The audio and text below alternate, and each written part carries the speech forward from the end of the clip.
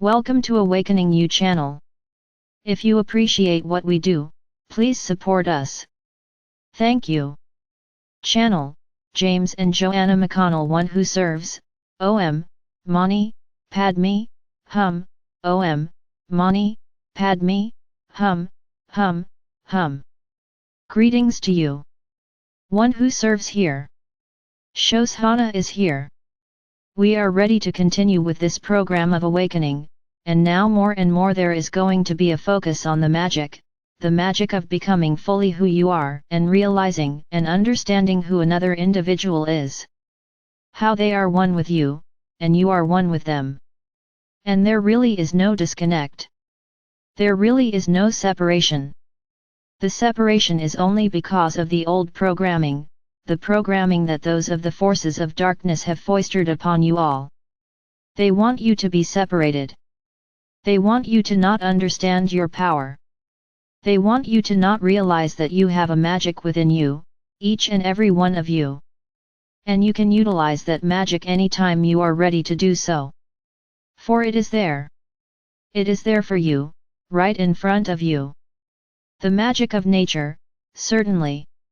Mother Nature is indeed magical all the time. And when you recognize that magic in a flower, in a bush, in a plant, in a tree, in an animal, in the rocks and stones, when you recognize the magic that is there, then you recognize the magic also that is within you, and how you can begin to utilize the magic within you to create whatever you want in your life. That is the magic of creation. And you have all been a part of that magic of the creation this lifetime, and many lifetimes previously.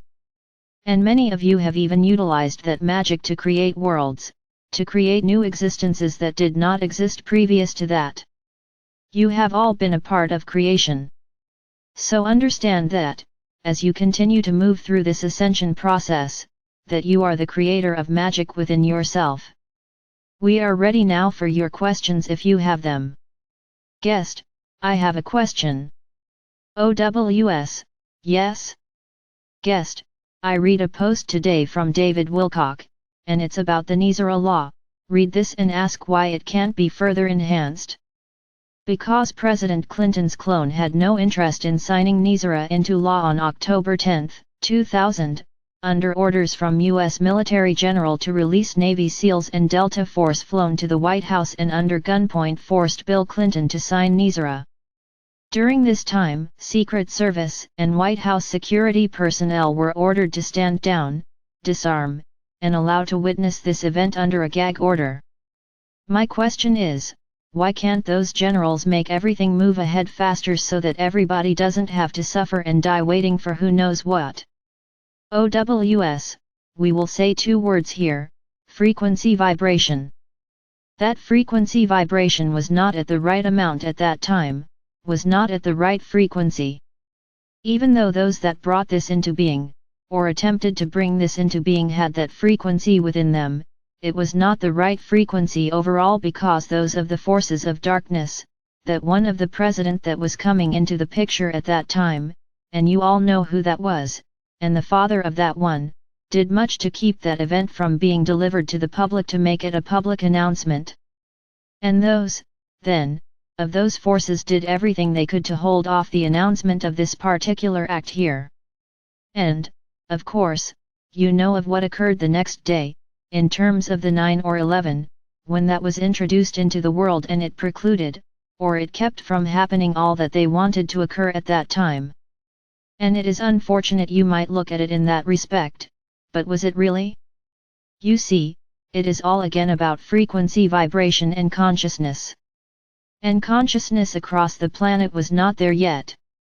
But you are moving to the point where consciousness is becoming very close to having that announcement of NISRA, which has then also become GSRA and globally activated when the time, or rather when the frequency vibration reaches the point where it can then be activated as a part of the great universal plan here. Shoshanna, do you have anything to add here? Shoshanna, Joanna's higher self, channeled by Joanna McConnell, we can add if this one wishes our perspective. Guest, anytime, sure. Shoshanna, dear brother, the element of time is difficult for many. And many think this is taking too long, this will never happen, this is not moving forward, why is this happening, why are we suffering? And this is all wrapped up in the element of time. This is a complicated issue. We will tell you that all is moving forward.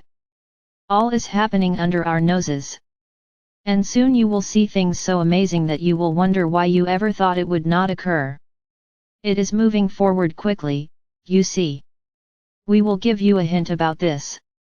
The great divide that is occurring upon your planet is raging. There is a great divide, and you know this, the great divide of dark and the divide of light. But we will tell you that there are many nations as we speak that are joining together to implement and engage in Nizara, Gesara. And we will tell you who these nations are. We will tell you to watch closely what you know as the BRIC nations are doing, as they are engaging in a movement forward for the Gesara plan to implement for all of their citizens. And this has been happening over time, over a few months now, and it is moving forward, and it is magnificent. The Western world is still much in the dark and is not engaging, but that will change. That will change, as the world will unite. So have faith and trust, dear brother, that all is moving forward. And also, within the complicated issue that you are bringing up are all of the contracts, the soul contracts of the humans that are living out their lives that are so-called suffering. They are living out their contracts because that was their agreement, you see, and we cannot tread upon the agreement of another. We just must be unattached to it and allow for this to occur. But never doubt that your 1,000 years of peace, the golden age, is moments away. Namaste. OWS, very good. Would there be any other questions here? Guest, yes, please. OWS, yes? Guest, I have been prompted to ask for your support in regard to the issue with my cat being forced to be inside, and it's not healthy for them. I'm recognizing that part of this new adventure is with all the previous pressure with landlords that I have this fear of being ousted out without notice. So my stuff is found up in this, and I'm afraid to confront or to ask for what I need for my cat. I am very much aware because, as you may have noticed, that prior to my relocating to here in North Carolina that they had free range and free roam to go in and out as they pleased, not always, but most of the time. So my situation is how to handle this and do it in a way that is of benefit for all involved. And my main concern is now I'm filled with this fear, and it is really heavy. I'm feeling so fragile after all this stuff that has unfolded in the last 18 months around housing and such. So I am asking for your perspective, your support, whatever you have to offer to me please. OWS, what we can say to you, dear one, is exactly what the topic of your discussion was earlier in this session, and that is to with the flow. To allow for the process to play itself out. And not to feel, as you say, fear, or anything of this nature. For it will play out as it needs to here. And you have already, in a very much strong sense here, gone with the flow, in the sense that you have moved from one location to another and allowed for that process to take you there. And it is important for you to continue to go with the flow throughout the next moments, days, weeks ahead here, and even the months ahead here. For it will be very important for you to be yourself, and allow for yourself to be who you are, and to go with the flow of the situation, and not fight it. Without getting too personal here, and we will not go into a personal direction here, other than to say do not fight against the flow, go with it. As if you were in a boat, and you were on a river, and you were letting the flow of the river take you to whatever destination was going to be there for you, rather than to fight against the flow of the river, you see? Shoshanna, do you have anything to add? Shoshanna, we have a perspective here, may we share, dear sister? Guest, yes. Shoshanna, dear sister, perhaps you thought that if you moved, all the lessons would stop, and you would not have to deal with anything further. But that is the further thing from the truth, you see, because when we as humans move to another space, we take ourselves with us. And all that we still need to learn comes with us as well. You understand fully your issues. And it just so happens that the lessons that you need to conquer have come in the form of a cat. The cat, and its lack of freedom, have forced you again to face some of your own issues. You see. All is one. As was given, all is in the one, and one is in the all. Your cat represents you, and you represent your cat. For you must understand, that you must move forward no matter how you fear it, and resolve these issues. And believe that you are capable of resolving them, and that you'll not be displaced as a result of resolving your own issues. Until you face that big challenge, and you have faced it in the past, and it has come up again. So what we know about lessons, is they come in threes. You will learn it, it will show up again, you will face it, you will learn it, it shows up again, and that will be the final time that it shows up for your soul to gain the momentum and the strength to move forward in consciousness. This is all about you. It is not about your cat. It is all about you moving forward in consciousness and understanding your power as a human being, as a spirit, as an individual, as an individualized consciousness of God, to move forward as God. Namaste. OWS, very good. And we add here that the message that Shoshanna has given is not only for this one who asked this, but for all, to go with the flow through this process. We are ready for another question, if there is one. Guest, yes. OWS, yes. Guest, this week the whole question of flat Earth came up. And, of course, we all learned the Earth is round, and then they have pretty compelling arguments of the Earth being flat. And it came to me this week, and I wonder if you can check in on it. Maybe it's not that they have been lying to us all these years, but maybe now that the Earth is actually transforming itself into the new Earth which is of crystalline nature, or whatnot, maybe it shows up some other way that looks flat to the people that are analyzing it. So I was wondering if you would check in on this.